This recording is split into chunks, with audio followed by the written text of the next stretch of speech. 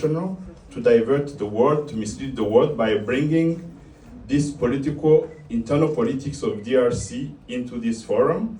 And we thank India for organizing all this, but it's better not to mislead the world.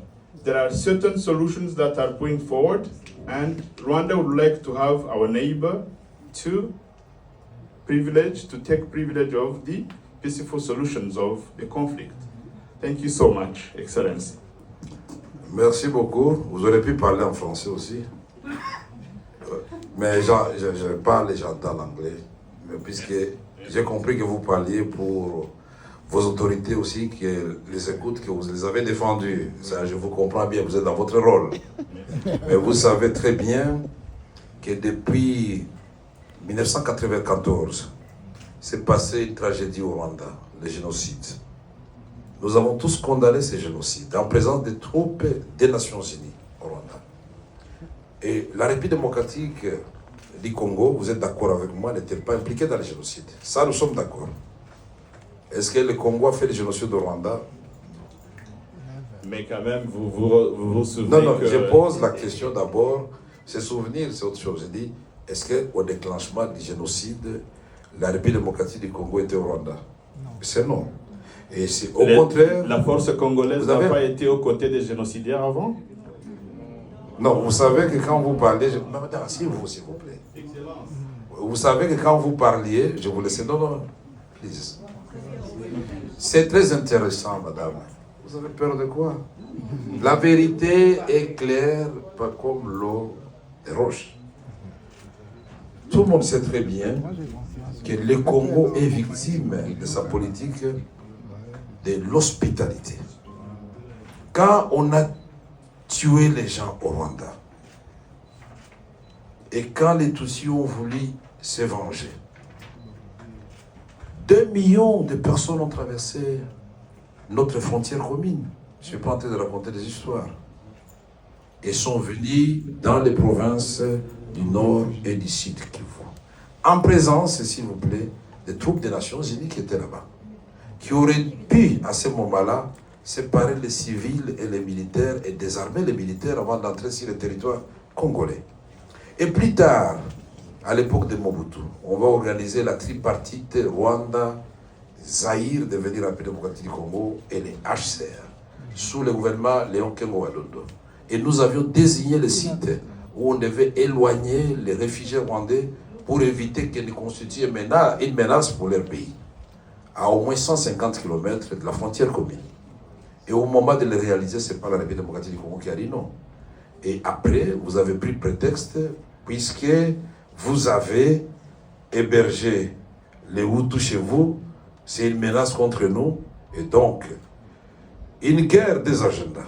Vous allez recruter Laurent Désiré Kabila d'heureuse mémoire. Laissez-moi terminer, vous avez parlé, ça c'est la technique de chez vous, laissez-moi terminer. Il faut savoir écouter, je vous donnerai le temps, vous allez parler. Si vous n'avez pas peur de la vérité, laissez-moi éclairer l'assistance. Je termine, je vous promets, vous aurez la parole encore. Merci, laissez-moi terminer. Alors, vous avez pris prétexte du fait que, soi-disant, une catégorie de Congolais n'était pas suffisamment représentée dans les institutions. Les Banyamulenge, qui sont des Tutsis. Mais alors qu'en ce moment-là, paradoxalement, le ministre des Affaires étrangères, c'était Bizimakara et les Tutsis. Et je peux vous citer la liste est longue. Tous les services de sécurité, c'était les Tutsis. Les chefs d'état-major général de l'armée congolaise, non seulement Tutsis, mais du Rwanda, James Kabarebe. Qui peut être aussi généreux pour prendre un ressortissant voisin pour en faire son chef d'état-major général? On ne trouvait pas que le Congo était très gentil et très généreux et victime de sa générosité. Et en 1998, le 27 juillet 1998, quand Laurent Désiré Kabila, lassé, la population lassée par des violations à répétition des droits de l'homme, des soldats rwandais qui avaient accompagné les forces de libération, il devait faire un choix. Ou il est du côté du peuple, ou il demande aux officiers et soldats rwandais et ougandais de rentrer chez eux. Le 27 juillet 1998, il a fait le choix du Congo. Et comme par hasard, le 2 août 1998, nous sommes envahis par le Rwanda et l'Ouganda. En Arizona, un avion de CAL, compagnie aérienne congolaise, pour aller atterrir à Kitona, prendre le barrage d'Inga, plonger Kinshasa dans le noir, n'eût été l'intervention de toute la SADC, les Zimbabwe, la Namibie et l'Angola, nous serions aujourd'hui peut-être effacés de la carte. Donc ces troupes sont venues pour rien. Nous avons menti, il n'y avait pas de guerre, il n'y avait pas d'agression, alors qu'il y a eu le sommet de Victoria Falls Day, le 8 août 1998, au Zimbabwe, où on a envoyé des avions de chasse à Kisangani, à Goma, pour vérifier si nous sommes effectivement dans une agression. La communauté internationale a mis combien d'années pour reconnaître?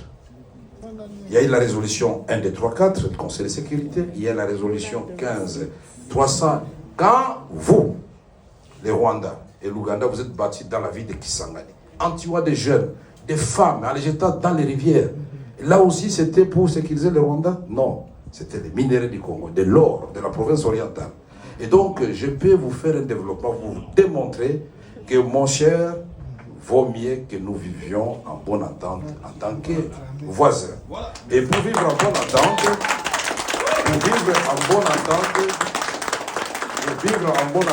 nous devons nous dire la vérité. La vérité n'a pas de lieu ni de temps.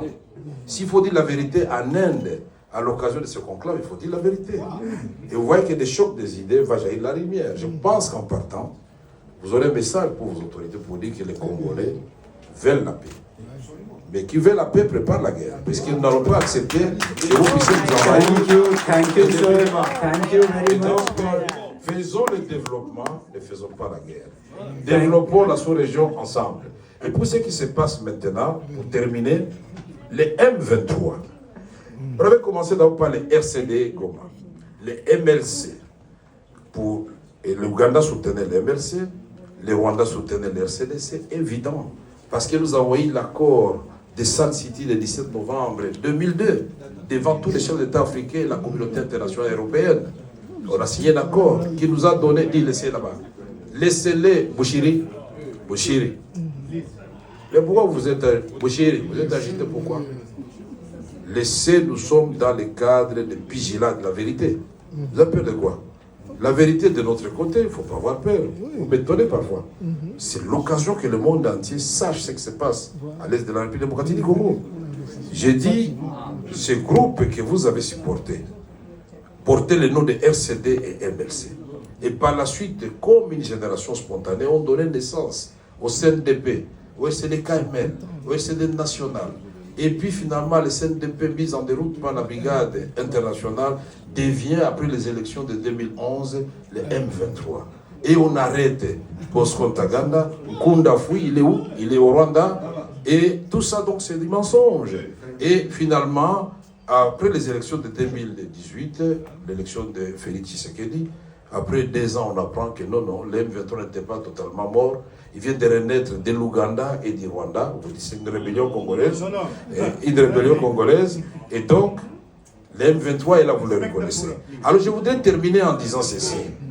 En vous regardant dans les yeux, mon frère et cher voisin. 1. Ce n'est pas Félix Tshisekedi ni les Congolais qui avaient dit que le Rwanda était en République démocratique du Congo. Le premier. C'est le rapport des experts des Nations Unies qui a certifié de la présence des troupes rwandaises. 2. Le monde entier vous conseille de vous retirer de la République démocratique du Congo, réellement. Et nous allons, retirez-vous. Et moi, j'ai fait. Moi qui vous parle, vous avez suivi que le manager de Mahindra vous avait dit que je suis un faiseur de paix. Effectivement, au mois de septembre, j'ai terminé le 27 septembre 2022, j'ai fait la tournée de toutes les zones de guerre de la République démocratique du Congo, y compris Bunagana, Rutshuru et partout là-bas. Et nous vous avons proposé un plan de paix et non un plan de guerre. Et si vous ne voulez pas reconnaître que vous nous avez agressés, si vous avez agressé, donc le diagnostic, s'il est déjà biaisé dès le départ, on ne trouvera pas la thérapeutique. Soyons panafricanistes, comme vous l'avez dit, l'Afrique doit aimer l'Afrique. Le Rwanda, géographiquement, Et sur le plan historique, personne ne va le déplacer. La République démocratique du Congo, géographiquement, demeurera jusqu'à la fin des temps le voisin du Rwanda. Alors, d'après vous, quel est le modèle qui peut nous inspirer? C'est le modèle de la France et de l'Allemagne.